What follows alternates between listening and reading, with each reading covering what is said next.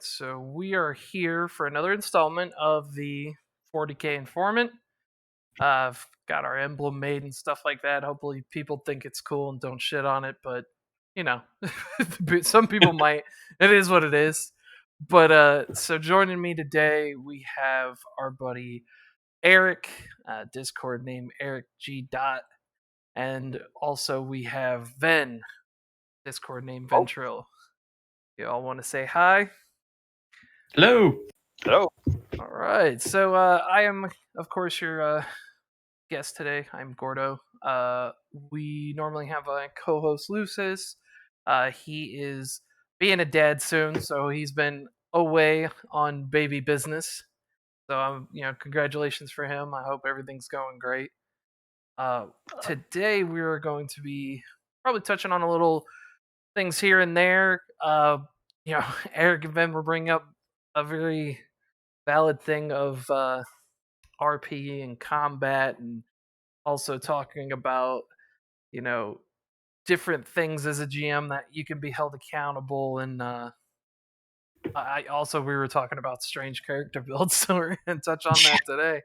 So I think the one Infinite I'm right. oh yeah, I think the one I'm gonna go on first is touching into the GM accountability and stuff. So like just a very basic question. I'm gonna start with you, Eric. With is it the GM's responsibility for everything to be fun? Like, is that 100% on the GM, or do the players get held accountable for that, or is it just on?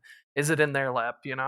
What's your idea on that? Short answer: absolutely not. I think pretty much any reasonable player or GM would say that it is a communal game. It is a communal system, and it's a communal setting as well. One of my favorite individuals when it comes to role-playing games and things like that is Matt Colville. I'm sure plenty of people know who he is. If you don't, he's on YouTube. Check him out. He does some great sort of I wouldn't call them tutorials, but some interesting talks about being a GM and running games and ways to make them interesting. And he talks about the tyranny of fun and how it can become so overly important to make everything it must be fun, that it can actually overwhelm both a group, but particularly a GM who sacrifices their good time and what they do to ensure that all the players are having fun to the detriment of themselves. Now, I think any GM worth their salt would say that, yeah, I've done that. I've just done everything I could to make the game fun, but the most memorable games and I think the most interesting groups would be the ones where everybody works to make sure everybody's having fun all together instead of just putting on one person. It's too much. It's too much. Yeah, I can definitely agree with that. I think the only thing I ever put 100% on the GM is the enforcement of what I say is the golden rule. The GM and the players have to have fun. If there's a player that's not having fun, it needs to be fixed. If the GM isn't having fun, the game needs to stop, or they need to take a break and figure out what's going on. That's the only thing I've ever held the GM to, is just enforcing that golden rule. I feel like the GM's the one who doesn't have the responsibility to make everything fun, but definitely has the responsibility to know when to stop it. Mm-hmm. And so, Ven, what's your thought on that? Are you a little bit more strict with the GMs? Do you think that they got to be just the manufacturer of a fun time? Like, what do you think? No, I'm very much sharing the same sentiment as Eric is. Is that the GM is a player just like the rest of the players. We are playing a game together, and thus we should all have fun playing the game together. It's a collaborative storytelling experience that we're building together, and while there is some responsibility that does fall onto the GM, ultimately, if it's not fun for the GM, like, what's the point? Why are you putting in all this work? Sure, you might, if you want to please other people, sure, that's cool too. But as long as you're not enjoying it itself, I personally feel it's wasted work in that Mm. regard. And yeah, I've also seen Matt Colville's channel, and I dig his discussions as well. And very much agree with with most of them. But it's just like with new players and a lot of new people coming into the hobby and viewing they like finding my words here as I go along. Oh, you're fine. Yeah, let's go. It's very much a case of there's not a lot of GMs because in general across the tabletop hobby, and that is because it is a lot of work to put into like, Mhm. and it is a lot of a responsibility that you take upon yourself when you go, go, jump into that role. Um, and but it can also be very fulfilling creatively, because of course you put a lot more of your own creativity into the whole setting, uh, the whole game that you're building up for your players to enjoy, and hopefully you hope that they all enjoy it together with you. Oh yeah. Well, and so with that, like so a follow up question I'd have is, so with preparation, obviously, yeah, even doing a GM, you just have people who maybe don't want to have to deal with that anxiety or the bit of stress that it comes to, because whether or not the GM is held responsible for the fun, most GMs seem to feel that way. They feel like they're responsible to Yeah. make the best time out of it. Mm. And Yeah, absolutely agree with that. oh, yeah, and at the end of the day, it is a hobby, and if you're not having fun, you should, just go watch TV or something. It's, if you're not having fun, you shouldn't be doing it. If I didn't like painting models, I wouldn't own them. Like, it's, Yeah. but instead of getting ready for your next RPG session, do something calming like trying to paint the Lamenter symbol freehand. there you Right go. on that little cauldron. learn how to airbrush, something like that. But yeah, my follow up would be, so like, I'll ask Ven and then I'll go to you, Eric. Is Hmm. how do you, so those moments where a GM just kind of pulls a session out of his ass, like just kind of goes with the flow, and it comes off great. Are there GMs that can just keep repeating that process, or do you feel like the GMs who don't prepare and don't make maps, the GMs who are consistently making a map on the fly, or, pulling up stats while the combat's going, are those GMs just eventually going to crash and burn? Or do you think there's just some people who have the charisma and the will and can just force it to be great regardless of prep? That's a rough question because you know every person is so different, and I think it is the same thing that I talked about a bit about it before we went on the show. Is that every GM is different. Every GM thinks differently. All the players think differently. So coming from one GM to another GM, you're gonna face a whole new way of thinking, a whole new way of GMing, and you should basically like just throw all your expectations out the window because it's not going to be the same. Nobody has the same way of prepping. Nobody has the same way of doing things. Like I very much build a setting up, and then I kind of just like let my players loosen it in kind of a free form kind of way, and they make their own adventure, and I just try to build something up around them, kind of. But because I've already put some work in to build up the setting first, I have an idea of what could happen when they do different things and stuff like that. But that's just my way. Other people's do entirely free form. Others, like one of my friends who also GMs, he is so meticulous with all the maps that he makes, all the characters that he creates, the whole story that he has spun together over the campaign that I've been in for the past like half a year or a year. I don't remember how long it is now, but it's like every single action and reaction to what we have done throughout the campaign, he has planned and made a reaction for that. It is So it is so meticulous. he's an individual who's over prepared, and therefore, Mm. on occasion, probably 60 or 80% of what he's made is just sitting somewhere not being used.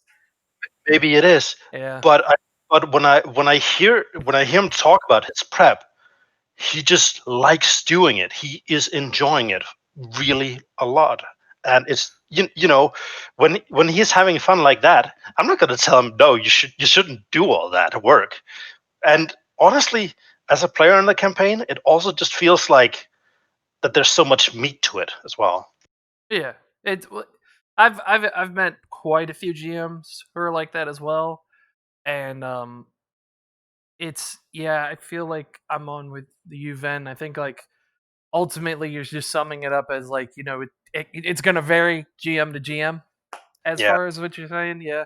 So I've definitely seen that too. The GMs who are meticulous. I knew one specifically for D&D who he's like, all right, there's a fork in the road. He's gonna make every town, if you go left, everyone who lives in it, all that kind of stuff. He's like every shop person you're gonna talk to, every maid, and then to the right, he's also gonna do the towns for that one. And I'm like, and he's like, how do you handle it? And I'm like, okay, so say you go left, I'm gonna make the town, I'm gonna make all the shopkeepers and all that, okay? And he goes, okay, so you do that for the left. Okay, well, what if I decide to go right? Yeah, that town I made for the left is now gonna be on the right side. The troll paradox. he's like, what? Yep. I was like, imagine you're in a hallway and there's a dragon that you want to fight behind a doorway. Okay, which door do you open? There's 6. He goes, I'm gonna open the first one on my right. Okay, the dragon's there. Okay, well, what if I open the second one on the left? The dragon's there. Like it's gonna be wherever I want it to be. Yeah, I mean, and that's fair. Yeah. It's just with his, it just makes sense because the campaign that we're playing is Dark Heresy, and so we're kind of led on the way by the mission that we're being given by the Inquisitor. So it's not as free form as, for example, a D&D's adventure party is, where they just go wherever they want to. Yeah. It's not as free form as that. We are given concrete missions and objectives that we need to complete. Yeah, he is the NPC assigning you missions, so there's no reason for you to go to a random planet. Precisely, yeah. I mean, he says that we have complete freedom and that we could do that if we wanted to, but we're also like, yeah, but the story's kind of good, so let's just see where this takes us. I don't mind being on this particular railroad because it's quite enjoyable. Thank you very much. Exactly. I mean, there's nothing wrong with a railroad. No. If the railroad is really good. Unless it's like, if there's like a moment where it's like, oh, we have a chance to get on vehicles and have a Mad Max-esque fight in the desert, and if you railroad your party to not need the vehicles, it's like, well, that's just not fun. Like, it's like, no, absolutely. I was like, absolutely. I was gonna spray silver spray paint on my Space Marine and get at it, but I don't want to. And don't ever think as a GM that you can pull one over on your players. Like, they will note sooner rather than later that they're on a particular railroad. I don't know. Eventually, they'll figure it out. Maybe not all together, and maybe not all arriving at the same time, but they will figure it out that they're being railroaded eventually. So that actually touches on the other one where it's about with the other question of like, should a GM be blindly trusted when it comes to RP setup, campaign, maybe even rules and such. So with that, you say they're going to catch on at some point. I have blatantly lied to the face of my players because you're sitting down at the campfire telling stories again. This is what RP is. Like, you are a storyteller. Nothing you say is true to begin with. And at the end of the day, you are lying to these people, but it's not a thing where you're lying to try to get anything over on them or anything like that. But I feel that I don't think GMs should be blindly trusted, in my opinion. I feel like you should call me out if you think I got a rule wrong. I think you should call me out if something doesn't make sense. But I always make sure as a GM, I strictly establish that there's reason for what I do. If you want to buck up and argue and say, well, lore wise, this wouldn't be like this, a Death Watch Space Marine wouldn't have that, or they wouldn't go here. And then I've done the research, I've checked it. And then when the twist happens and they're like, oh, that's why, Mm. if you have those moments, a handful of times in a row, even the most loud and obnoxious players that want to say something every time will eventually be like, okay, he knows what he's doing. Because I've had a guy like that before for the Black Templar, and he every single time he would say it, I was like, I totally get what you're saying. I'm like, I understand. I said, I have a plan though. Do you want me to spoil it? And I would just say it to him just like that. I'm like, I will spoil it for you at this moment to you and you alone to give you peace of mind. And he'd be like, no, we'll do it. Because he would say stuff about stuff that didn't get revealed for 6, 8, 9 weeks later on. Like I'm talking like 3 months down the road. I applaud your ability to remember it, actually. Yeah, it's I'm like he would say something, then he might bring it up. He's like, it's still bothering me, and I'm like, I could spoil it for you. And then when it happens, he's like, oh, and it's like I did that to him like 3 or 4 times, and once you get them to that point, you have to make sure there's a payoff. Because I have seen the wrong side of that, a GM who changes stuff for his own personal reasons because he prefers it a certain way, or because he just wants to change stuff up to mess with the players in a meta sense. If you're expecting a Carnifex to do that, I'll make it act like this, or stuff like that. And it didn't pay off, so the players just get pissed and they question everything. And I'm no, you're fine. It's just like a rough thing. But so like, Eric, what's your thought on all of that? Like, I know you think the players are going to catch on, but you got to lie to them, right?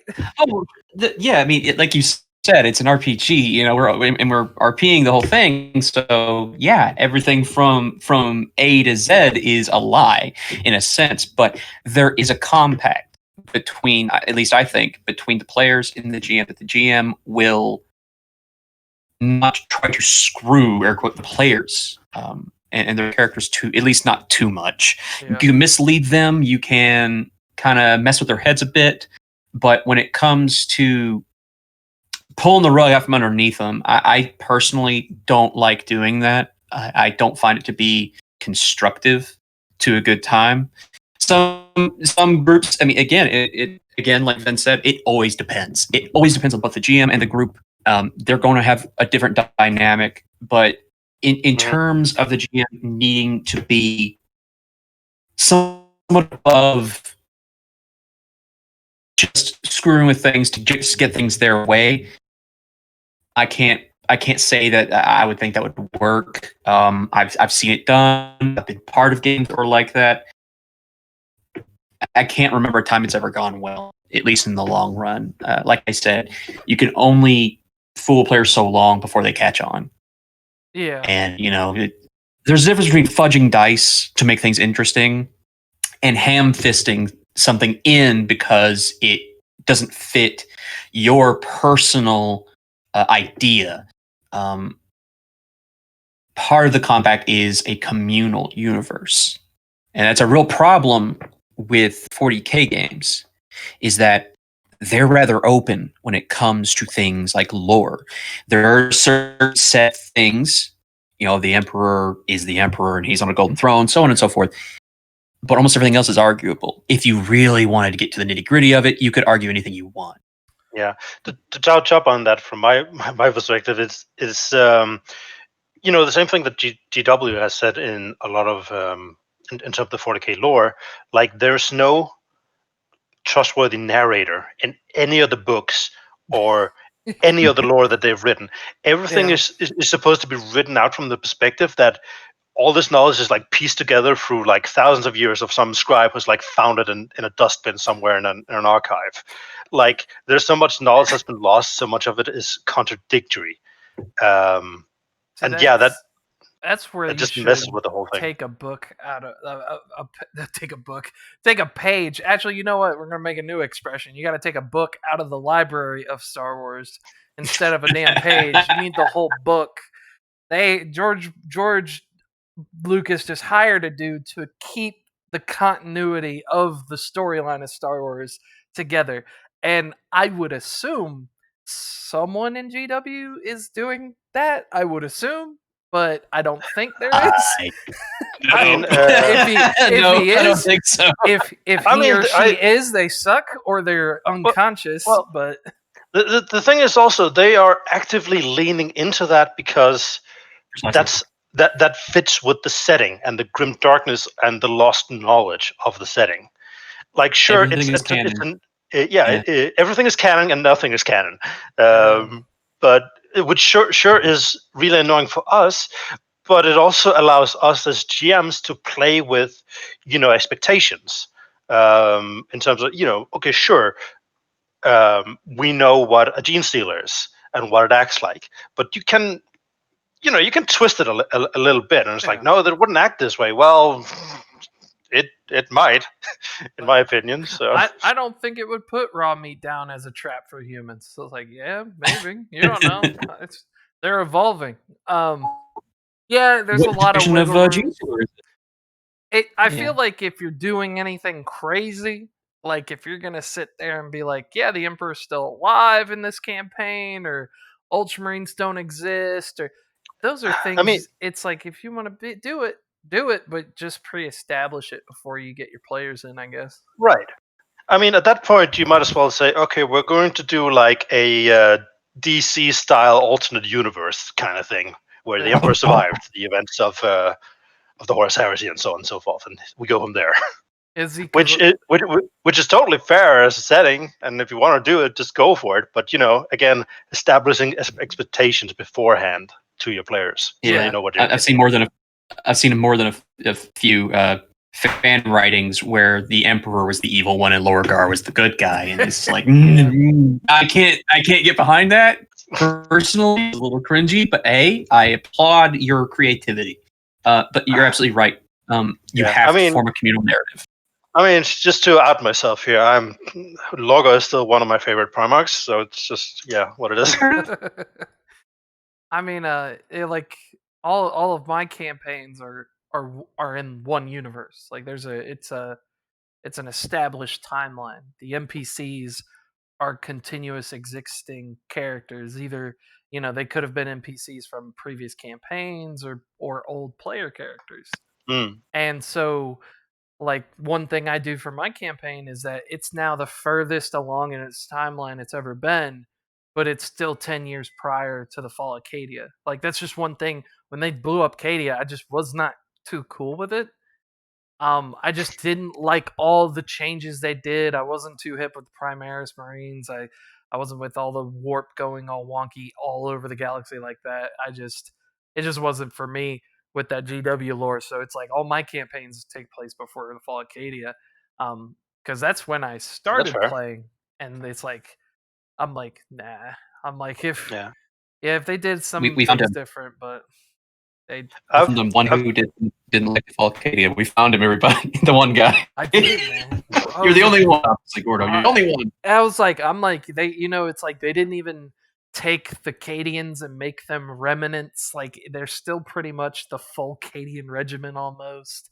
It's like on the tabletop, I was like, they should be running around scantily equipped, like almost on the level of the Gene Stealer cults, but they're not. And then I'm like, I mean, lore-wise, that makes sense because there's so much equipment that's being made to Cadian specifications throughout the Imperium. So it's just like the equipment is absolutely there. They just need to get their hands on it. Yeah, but also they were from the second Forge World next over. Yeah. Cadians were shipped all over the galaxy to deal with all kinds of fights. So the fact that there's so many and all the equipment that they had is, like he said, that it's still manufactured the way that is because Cadian spec Yeah, I mean, but it all comes back down to something we talked about previously in private was it's marketability.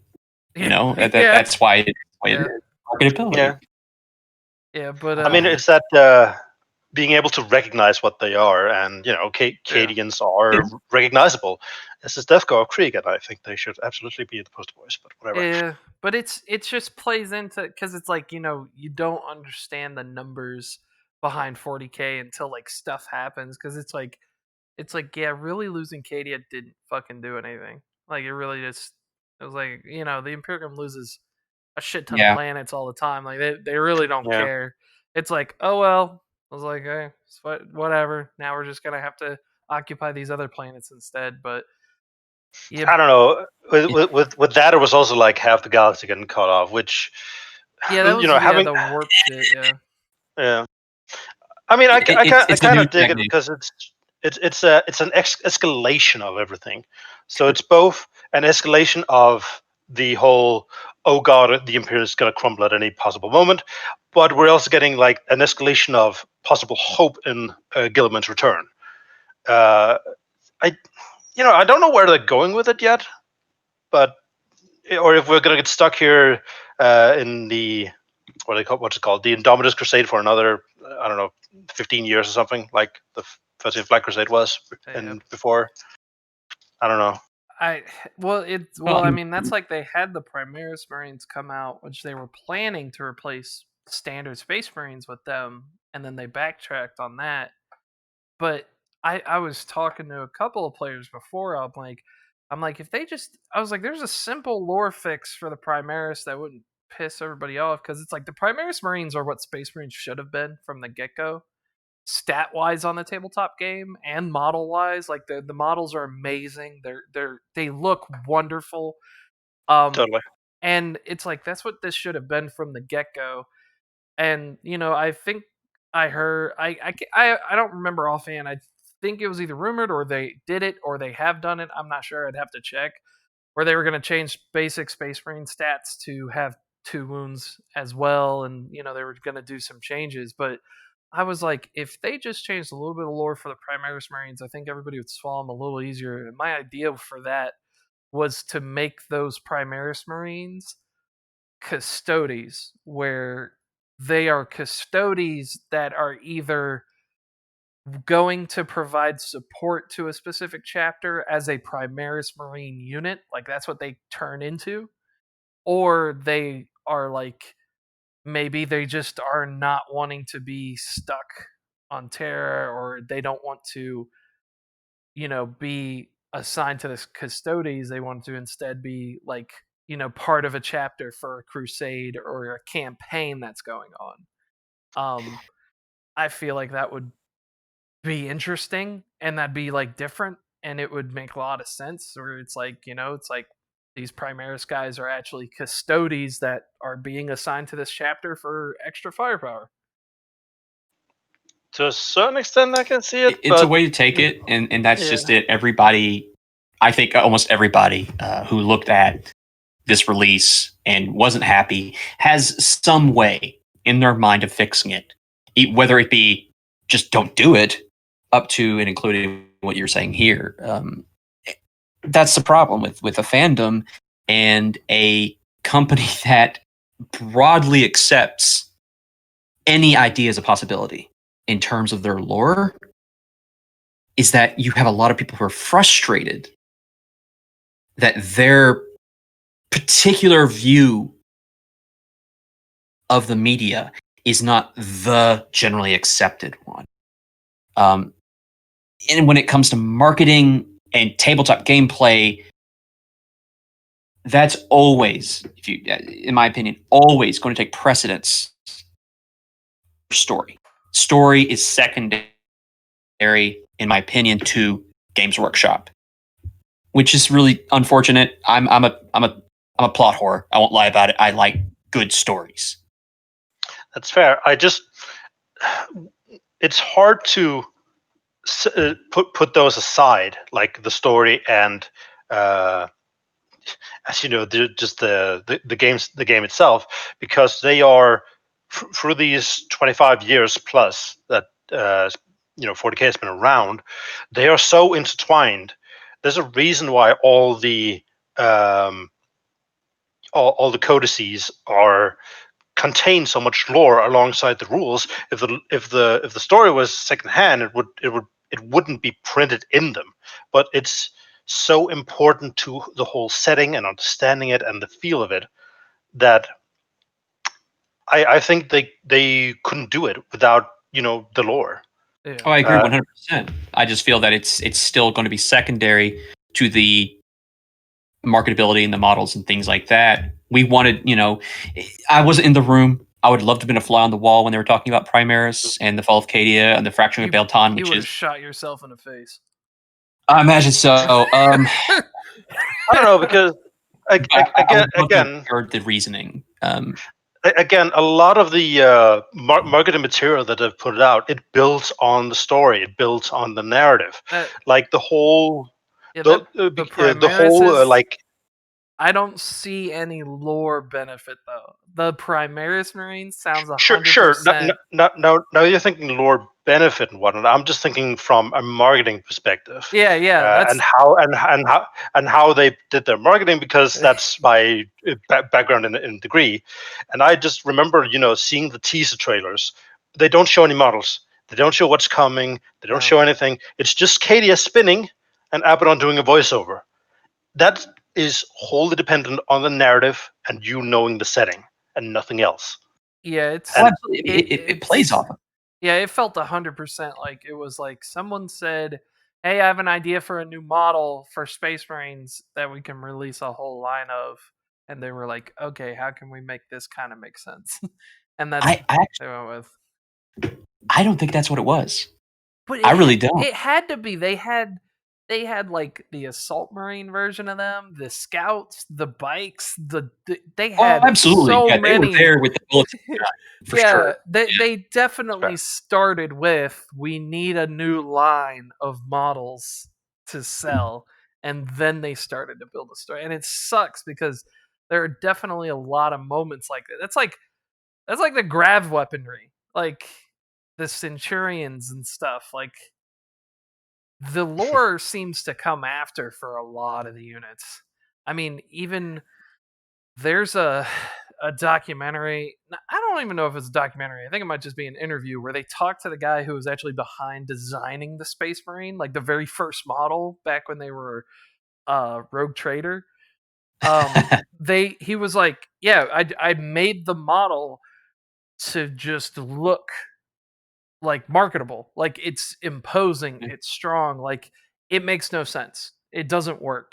Like, a bolter that big for a gentleman that size, like, the 40k models are considered heroic stance. The sizes are off, like their chests are large, their weapons are larger, their heads are big, their shoulders are broad, because you want to paint them, you want them to be showy. Like, if you look at modern models, like, there's the brand Spectre Miniatures that makes 28 millimeter, same scale of 40k, but it's realism scale as opposed to heroic. The gun is like, it looks tiny almost because it's actually the size it should be, but you compare it to 40k, like a guardsman's las gun is as tall as him. It's big as shit. Because they're playing to that, it's got to be showy and stuff, because like, yeah, any of the, even those like historical, like World War II models that are like 156 scale and stuff, like they're just size different, and it's just different. And I don't think GW is ever going to get away from that, but I'm almost at the point now where I'm like, just make them bigger. Just give me big models. Just like, I mean, they used to do, what was that? They used to do one that was like, these models were like 2 or 3 inches tall. They were, oh god, I think it was called Inquisitor or something. Oh yeah. There was an Inquisitor game, yeah. Yeah, and those models, like a Gene Stealer. Yeah, Gene Stealer was bigger than a Dreadnought. Like, that's what the scale was. Yeah.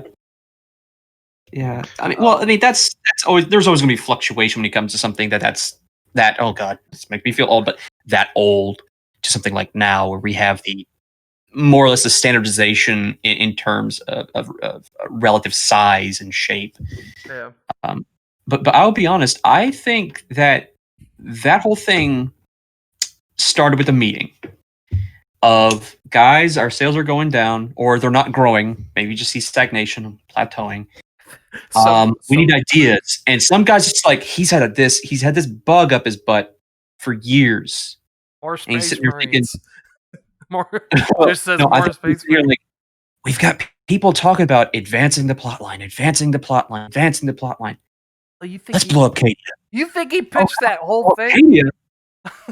I think that's where it started. It's just one guy wow. had this thing in his brain, like, let's blow up Cadia. You know, we can't blow up Terra. Obviously, we can't blow up Terra. We can never blow up Terra. That was we can't blow up one of the space worlds. I wanted Terra to blow up before Cadia did. But that's just it. It's like people care about Cadia, and they'll take notice, and it'll put eyes, back on our product and get people excited. And someone's just like, ooh, you know what this means? New models. All right, let's call them the shop and let's start building those.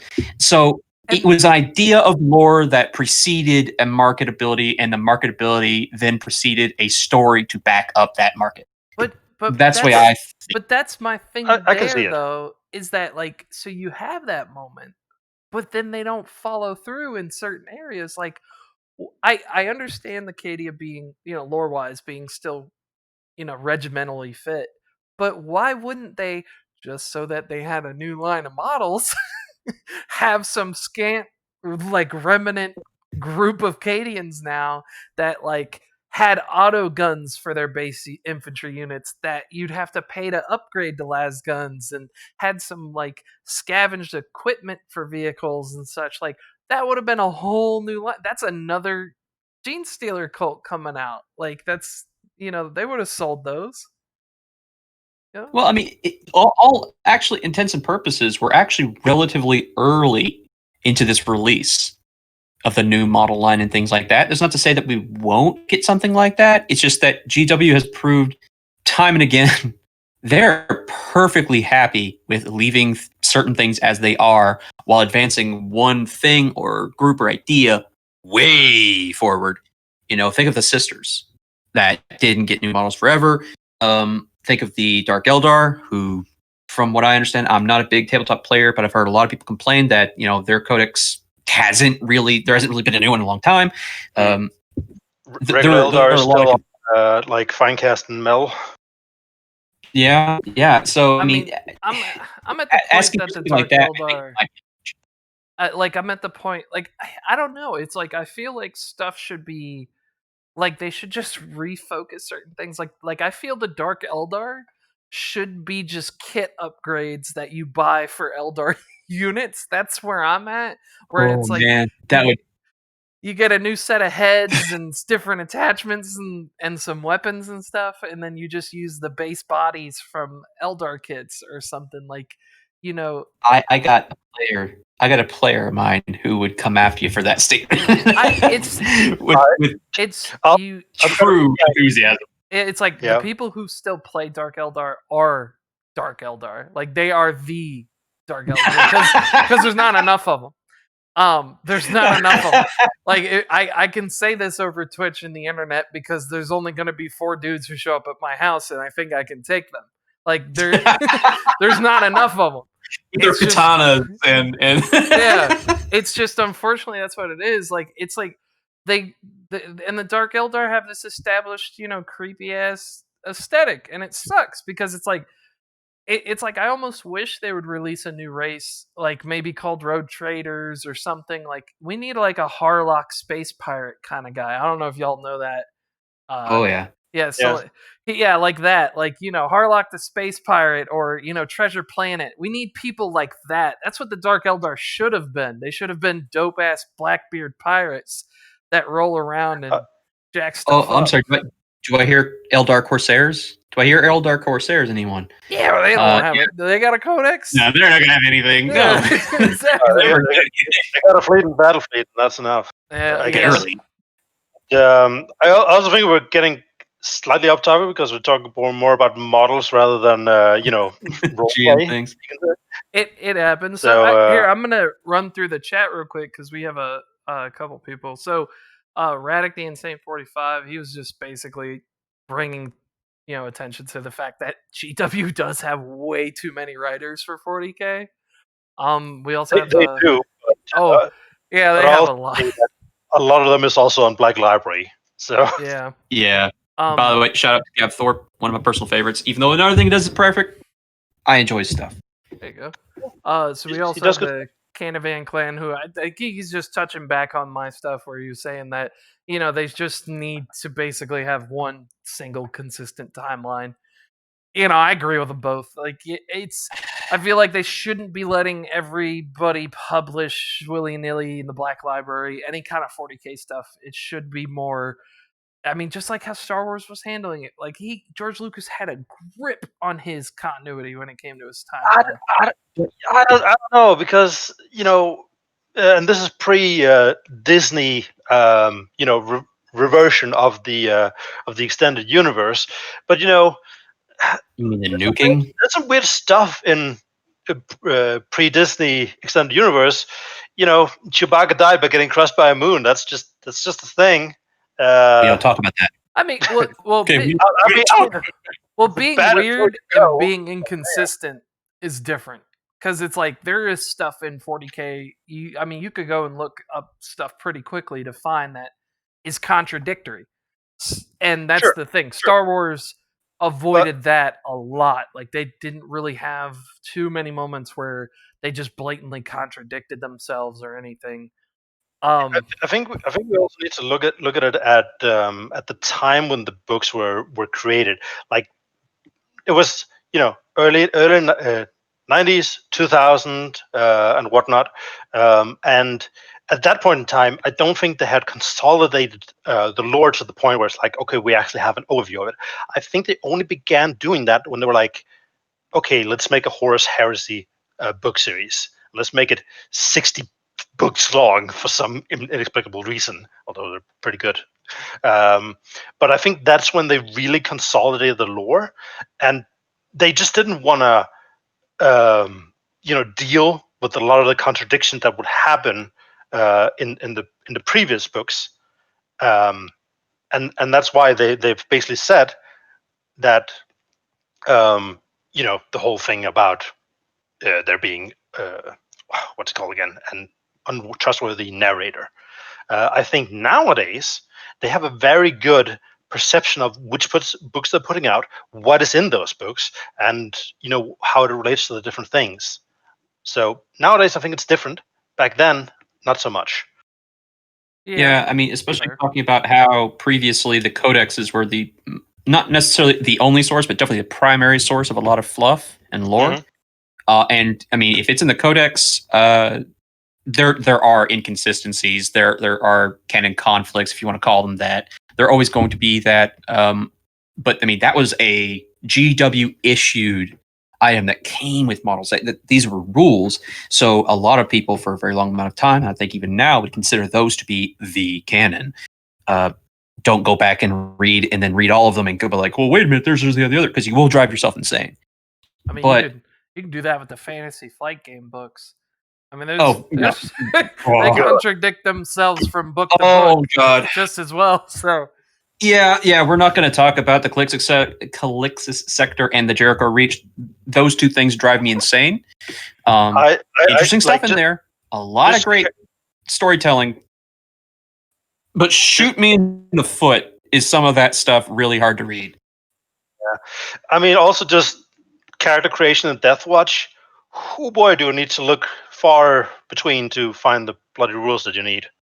Yeah, I found I think I'm on like the third or fourth campaign now where we're using the homebrew only Astartes when someone made to transfer Space Marines into the Only War system, and as a player, that was the most fun I've ever had as a Space Marine. As a GM, my Space Marine players praise it.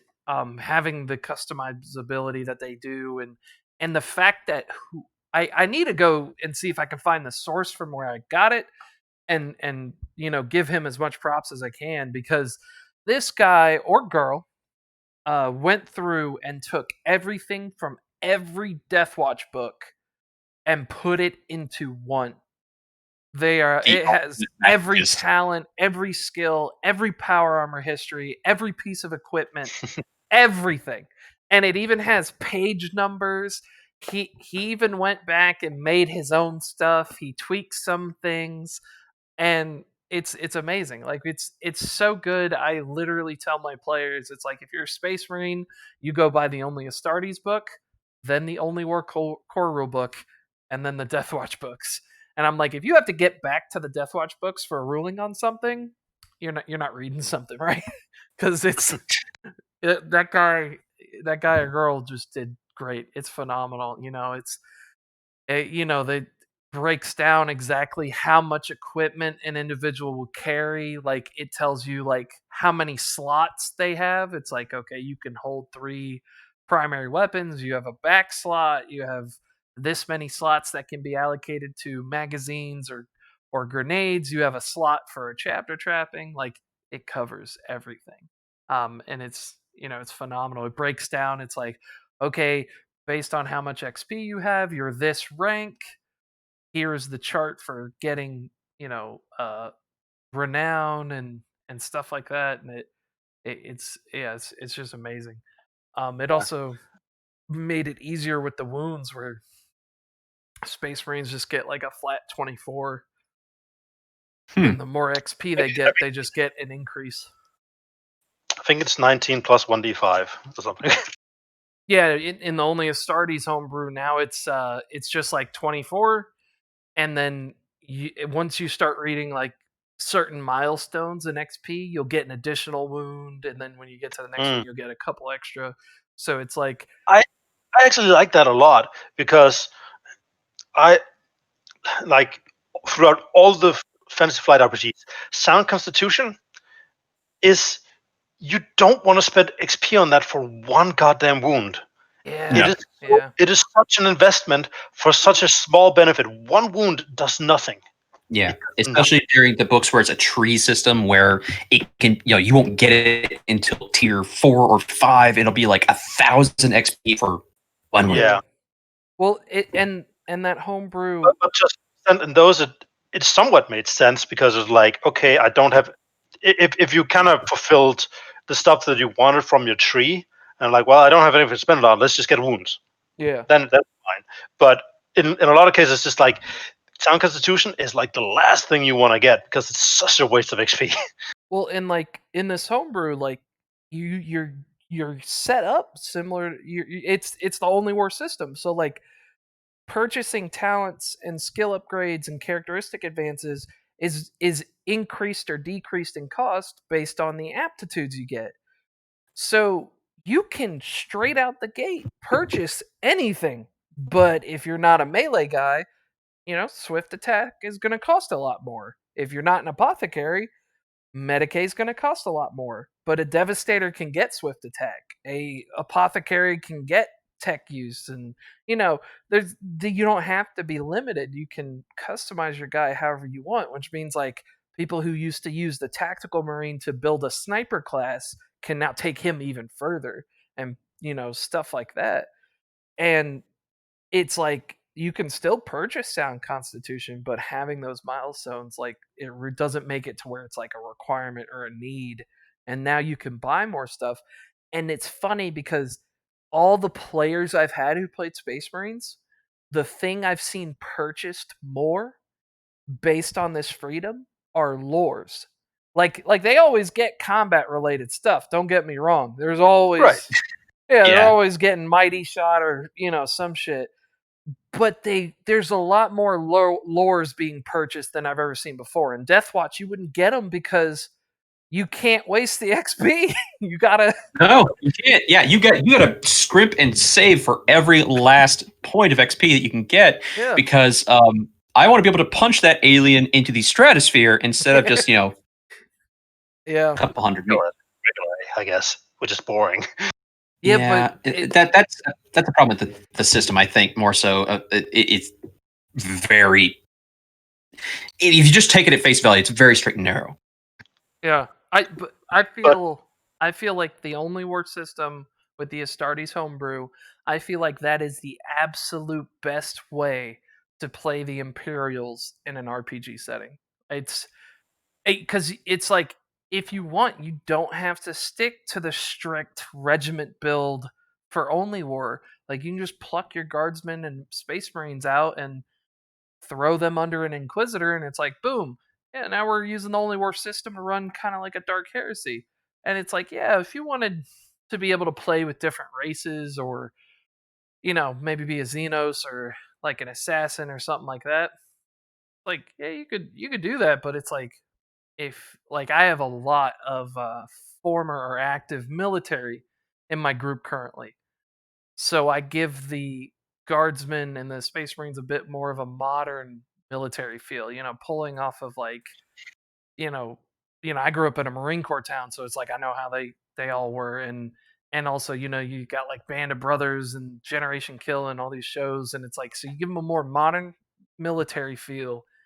And Mm. even the 40K fans who aren't military and don't live in military towns, they seem more accepting of that than classic 40K feel, where everybody's really proper, kind of strict, and there's this like, oh, you can't backtalk a space marine. It's like having that more modern feel where an NPC will give shit to a space marine just slightly, not disrespectful, but if they're like, hey, we need you to strap these bombs to this Valkyrie because we're going to crash it into something. And he goes, well, I'm not going to fly that. I don't get paid enough. And it's like, Just a little lip. exactly. And it's like the Space Marines care more. I see Space Marines trying to. You would never see this in a D&D game, where well, actually, maybe it depends on your player, but I've seen it less in a D&D game. But having a Space Marine step in front of an NPC to take a melted blast, that blew my mind. I'm like, that's a guardsman, right? And he's like, I don't care. He matters to me. I'm like, okay. And his heart swelled 3 times that day. Yeah, I'm like, whatever. I was like, that doesn't make sense statistically. You cost a lot. But yeah, it definitely sounds like that that homebrew system there. You have the same feelings about that as I do about the Black Crusade Apocrypha collection, which does somewhat similar in that it changes the whole XP system for that. And honestly, after playing with that in my campaign, I just can't see myself playing Black Crusade without it anymore. Yeah. It is so good and just changes the whole feel of it. Yeah, I think that aptitudes, I think it was a way to go, because it's like at first people are confused with them, but it doesn't take long to kind of figure it out and then get it all working, because it's like once you figure out what aptitudes you have because of your it's like whether you're a space marine or a human, and then what class you have, that's it. Like you ain't ever gonna buy another aptitude, you ain't gonna lose an aptitude. So I mean, unless you pick up like the advanced classes like later on, your aptitudes aren't going to change. So it's like pretty easy to get a grasp of once you do, and then from there it's like, all right, do I have these aptitudes?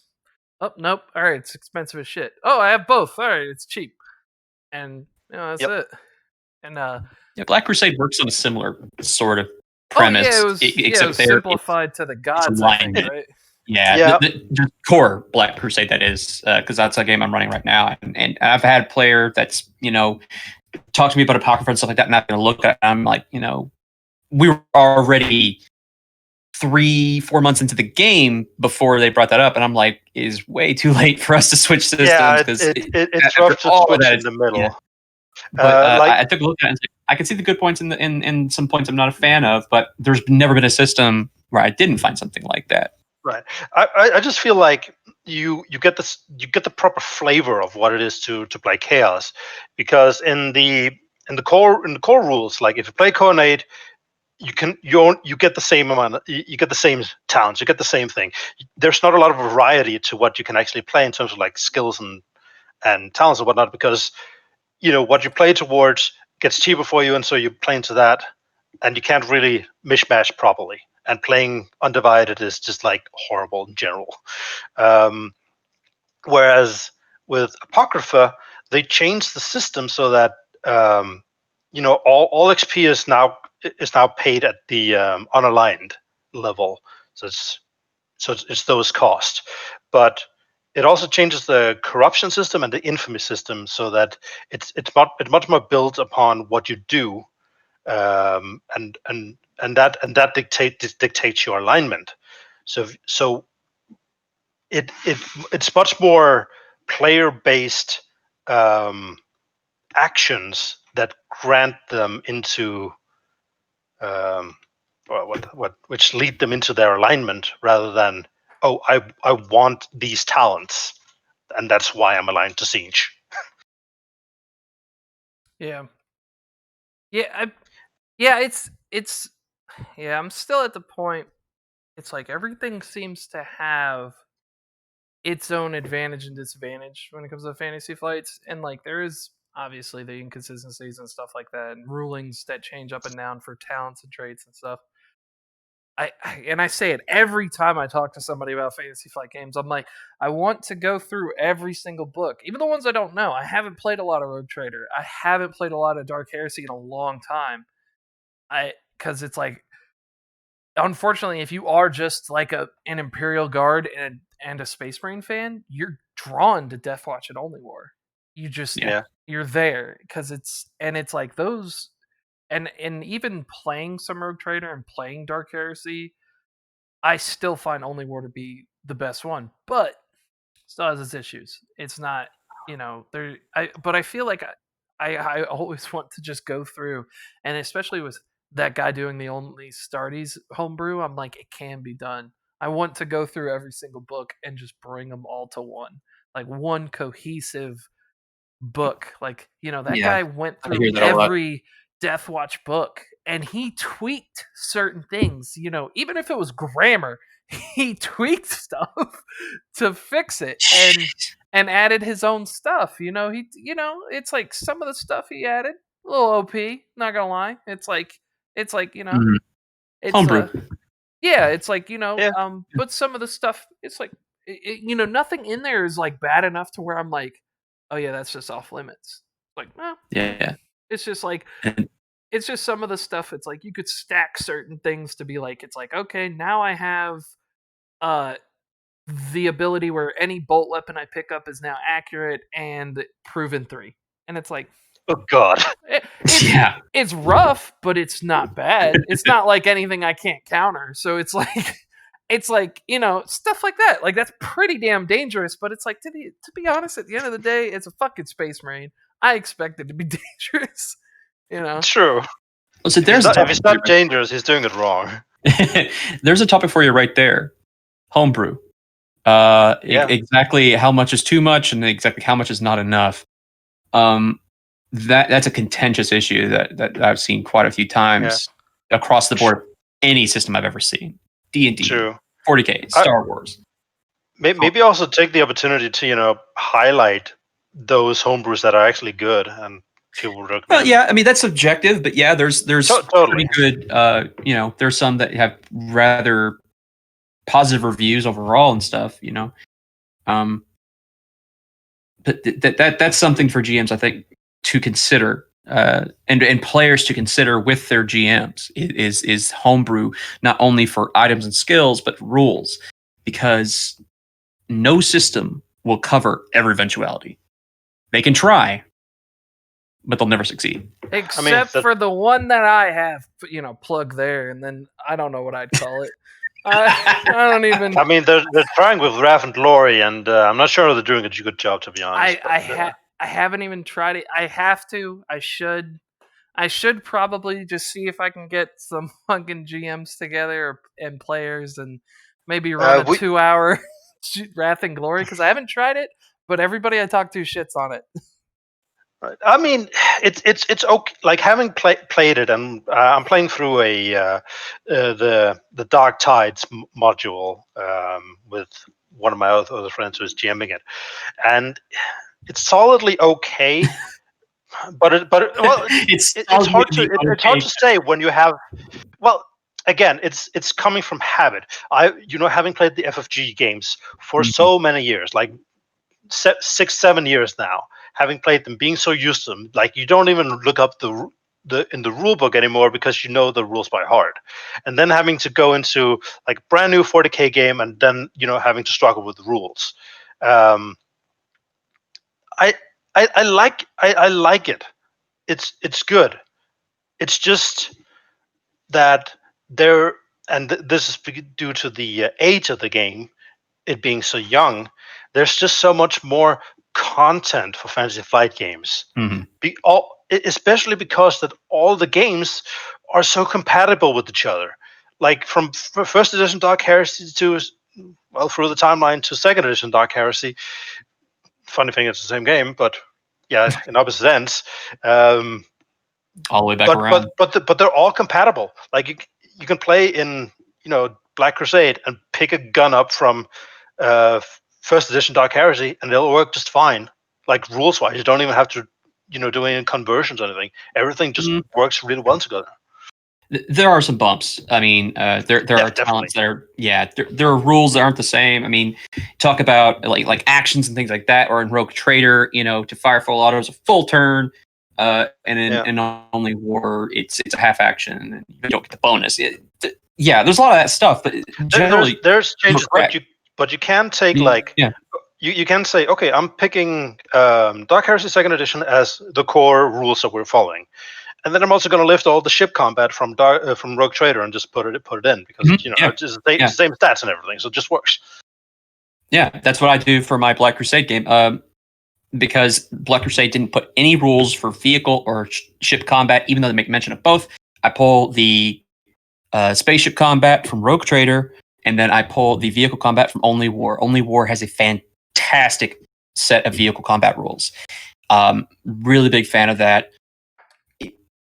Honestly, I think it's some of the best work that FFG did was in the Only War books. Like Gordo was saying, Only War is rather good. It also offers a lot of options. Yeah, it's definitely Fantasy Flight ones are definitely waiting for that those brave individuals to go through and compile it all into one thing, because it's like it should have been a lot easier to be able to pick up and play characters from one to the other, but it's like there are multiple balancing issues and stuff when trying to get also just core mechanics in terms of like how experience and leveling up works. Yeah. I think that's the hardest part, to be honest. Yeah, because in Only War, and then there you go. Yeah, in Only War, it's like, if I sit there, it's like Deathwatch and Only War, just comparing those two, it's like Only War. All right, here, I give 500 XP to the Only War guys. They can probably buy a new talent. They can probably get a characteristic upgrade. They can get a new skill. If I give 500 XP to the Deathwatch guys, they're going to get pissed. Right? Because like the cheapest thing is like 1,000. They're not getting jack shit. And they're definitely not going to spend it on lore. Like, that's just what it is. And it's like, it fit for the aesthetic. Because I will say, having played Deathwatch, like, I never hated it. I never hated the rank structure. But once you play the Astartes in Only War and you have that freedom, you're never going to go back. But it made sense, though, where it's like, you're a Deathwatch Space Marine, you have to get to these ranks. It's like, it's almost like you're in a rank structure. It's like, I'm promoted, now I get access to these things. And it's like, it really did fit the aesthetic. But, it's like, if you're relying on your mechanics to give the aesthetic, you're kind of dropping the ball in some areas then. I feel like if you're going to establish the aesthetic, you establish it with what your players can do and what they are doing, as opposed to like actually how they build their character. I mean, to a certain extent, I still think aesthetic shouldn't only be in the mechanics, but the mechanics should reflect the aesthetic to a certain degree. Again, sorry to say. But I don't think it should. Really. I don't think it should on the roadmap to getting upgrades, though. No, not in that. But if you're playing, Dark Heresy and playing a Acolytes of the Inquisition, I would still say that there should be mechanics to facilitate that style of play. Because that's the aesthetic. that they're playing in, and so there should be mechanics to service that. Yeah. I mean, it's You spend the rest of your life trying to 'cause fix the it's- whole. Yeah, it's a lifelong goal. It's yeah, it's the same thing as if you were making your own RPG. Like it's never gonna end. You're just gonna keep making rules and stuff for it. But maybe I mean, that's you another got to podcast. stop at some maybe. point. Yeah, maybe You I'll don't have enough time in the world.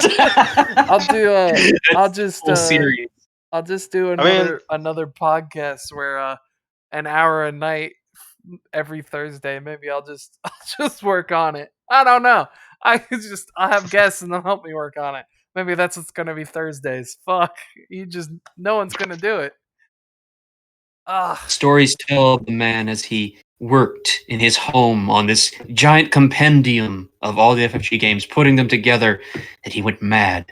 Was never heard from again. It's gonna be like the year 2054, and they're gonna find me in like a dusty home that's condemned, and they're gonna walk in there, and they're gonna be like, "Oh, this is where he laid," and they're gonna like reach under my corpse that's on the desk, that's just a skeleton with a long beard, and they're gonna pull this book out that's written in a book that's older than me for some reason, because I felt like putting it in like an old Bilbo kind of Lord of the Rings book for some reason. And they're gonna blow off the dust that I put there, and they're gonna be like, "He did it! He did it! He put them all into one." That's what's gonna happen. And then in sad dystopian irony, it's gonna crumble to dust. Yeah, he's gonna drop it. My dog's gonna piss on it. Something. I don't know.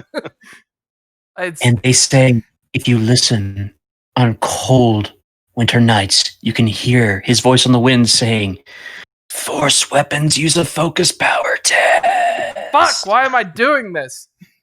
That's what you hear. Why do I bother? Oh man, Daddy, are you going to hold me now? I can't. You're just gonna have to raise yourself. I have this book.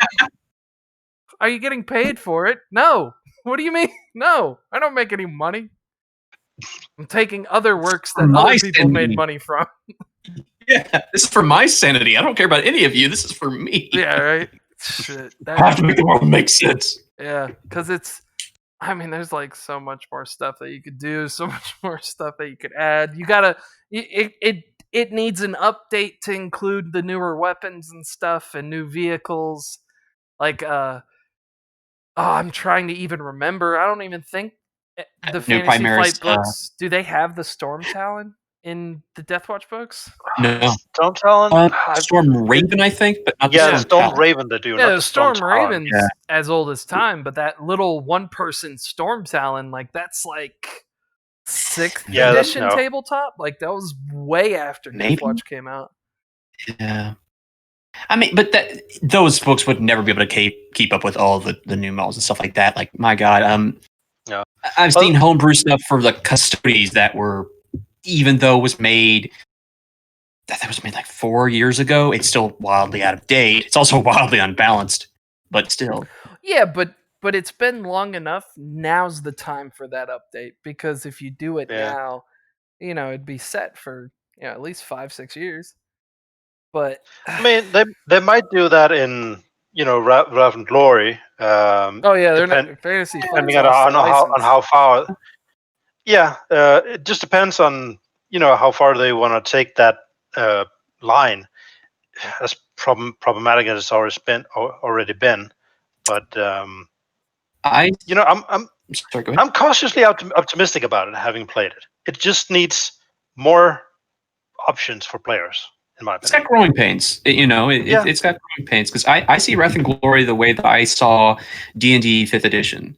It is the breaking in point that you get for newer people to either the system or to the lore, whatever, what have you. It's the jumping off point to the rest of it, and they set up the core, they set it up, and then over the course of way too many years, in 5e's case, they add on more mechanics. They add in more things to fill in the crunch. I feel kind of that's how Wrath and Glory is going. Yeah, I'm starting to think now, if I should, on one of the podcasts, if we should get some people together and just review the games, or if we should, maybe draw from a hat and have a GM run an hour session so we can learn them. But Just one word of warning about the Dark Tidings module. It was written for the Ulysses Spieler version, not the Cubicle 7. And Oh, God. there are distinct rule changes in how damage and stuff is measured. So there's some work that needs to be done there. oh lordy, yeah, Yeah. I might just yeah, I'll have to take a look. We'll see if we can get a hold of a Wrath and Glory book and maybe review it in the next podcast, and then start trying to plan on having a GM run a small, get 4 of us together and just everyone grab a pre-made character and we'll do an hour-long session or something. See how it is. Sure. And then just shit all over it, like we That's the whole point of 40k fandom is just pointing at someone else's thing and going, that sucks. Why aren't you this? or anything new that comes out is just like, nah, this sucks. This is bullshit. I hate These you. Space Worlds, I'm unhappy. I'm going 10 years prior to when Cadia was alive. That's what I did.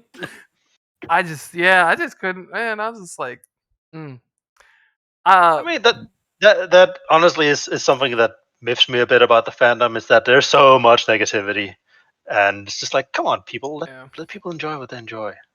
But, Don't need to be pissed off all the goddamn time. as far as media, like with the games and stuff, because they got the Total War games doing great. Dawn of War, not so much. It's not doing good recently.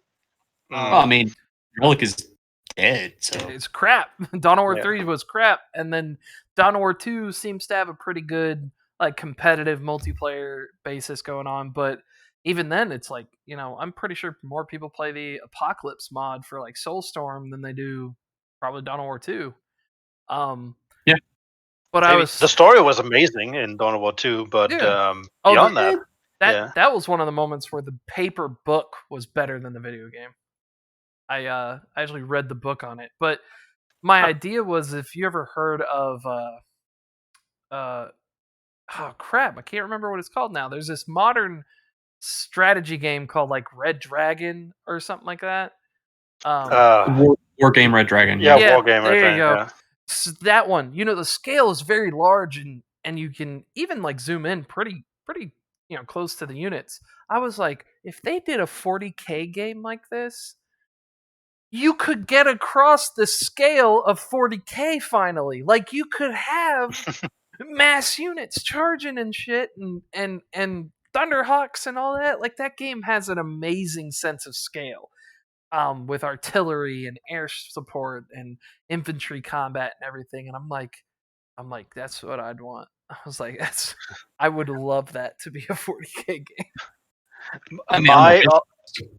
I mean, it would be great, but I'll admit my dream 40k game would be like a Dark Heresy style game where you play an Inquisitor in like in the style of Mass Effect, essentially, like that.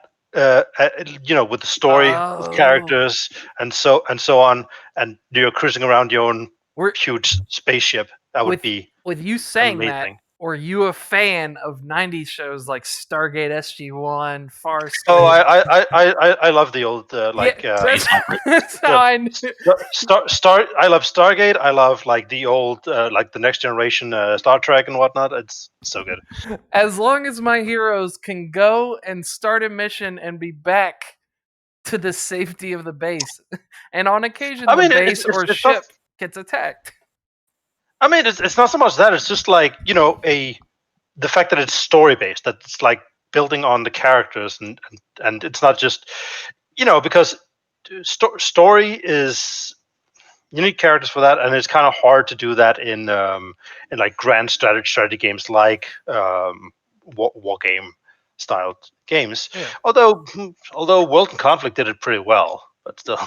Yeah, your storyline there would be driving for it. It's literally like the status of the conflict. You would be getting it from the perspective of the forces, not necessarily of an individual, maybe from a commander, if Sure. there's a captain of the Space Marines on the planet or an Imperial Guard like general.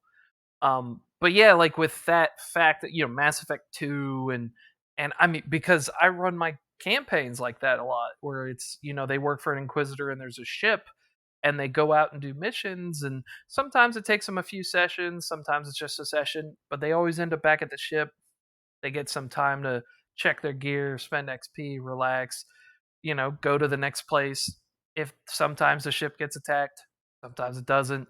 And it's like the same thing as like Stargate SG-1 and Farscape. It's like you have an established area, you have an established group of characters, people can die, people can get replaced, but it's this familiarity of knowing where people are and having stuff be recognizable every time.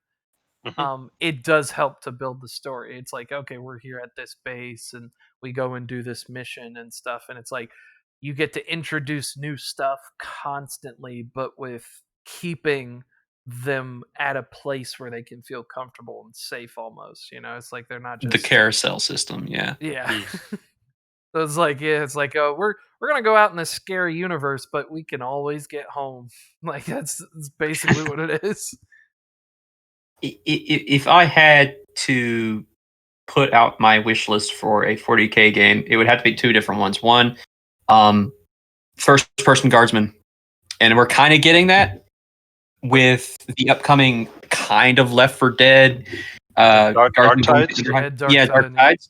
Looking forward to that. Also, very worried about that, but hey, that I would don't know. Like definitely- it's made from the same people who did the Vermintide 1 and 2, so Yeah, it should be pretty. they have experience in that style of game. I'm just the type of person that I get very nervous about games I get excited about because something bad always happens.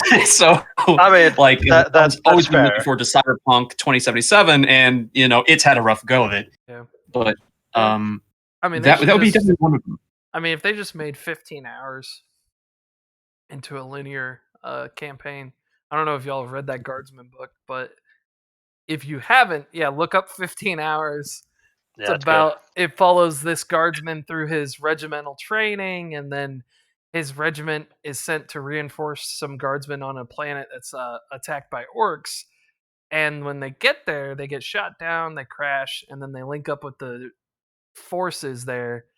And the Imperial Guard forces are basically hiding in one city that's completely surrounded by orcs, and the orcs have run out of fuel. They've used all the fuel on the planet and are just down to trench warfare now. And they meet these guardsmen, and the guardsmen say, yeah, the life expectancy here is 15 hours. So, and he gets assigned to a squad where all three other members have been there for like 15 years or some shit. Like they've been there a long time. So it's amazing. It's just this boot dude who doesn't know anything getting thrown in one of the most dangerous situations with these veteran guys, and it's amazing. I mean, it's the most nitty gritty you're gonna get. Oh yeah, Some of the best especially stories. yeah. There's like little things in there where they start talking about the whole process of after combat with orcs, removing the heads. And they were like, To make sure they don't get back up. yeah, because they were literally just like, yeah, sometimes you'll shoot the orcs like 30 or 40 times, and 3 hours later they'll just get back up and wander off. It's like, oh, so they'll cut off their heads, and I'm like, Jesus Christ. Yeah, that's an orc for you. I mean, Yeah. Gazul Michael Raka had his head removed by a certain particular space wolf we won't mention the name of. And then his Mad Dog put it back on, and he's fine now. Yeah. What was it? Radic the Insane saying he was talking about Imagine being a logistics officer for the Imperium. Yeah, Oh, fuck God. that. I wouldn't want to be a logistics officer for some backwater agri world with just 10 PDF guys. I feel like I'd have to fill out some gay ass form that's, Just like that is staring into the very depths of insanity itself. Absolutely. Yeah, I mean, one of my friends is a logistic officer in the U.S. military, and she is like constantly just like, "Fuck this! I hate my life right now. It just sucks. Everybody sucks." And it's just like that shown all the time. It's like, yeah, no thanks. Yeah, I knew logistics guys in the Marines, and they would just do dumb shit. Like there was one moment they got held up for like 12 hours because they received a wooden crate that said "Caution: Live organs inside. Handle with care." And they're like, "Okay, well we can't, we can't handle that. Like it's human organs." And so they didn't know what to do. And eventually they got a hold of their officer, and he came in. And he goes, "Did you open the crate?" And they're like, "No." Like, open the crate. And they opened it. And there was nothing in there. And he goes, "This was the crate that held a cooler that had live organs in it." And they were like, "Oh." I was like, "Huh." There was also another time where they had a crate that was marked Army Men that was going to the Pentagon, and they unboxed it and started playing with them because I guess they were like war games models for like yeah. And so their officer came in to see that, and they literally were filling like an entire warehouse with like these models. And he's like, "What are you doing?" They told him, and he's like, he just took a picture, and then he goes, "All right, clean it up," and then walked away. I'm like, what the hell? I asked my buddy, I'm like, "What the hell is your job?" And he's like, "I'm gonna be honest, I don't know half the time, but I gotta use a forklift." And Yeah, sound about right. he was like, "But they're gonna send me on a deployment, and then I'll know." And I'm like, "Okay, all right, sure." Yeah. It'll totally get better when you get deployed. No. Yeah, it's like I time after time these people they definitely, I've seen them work.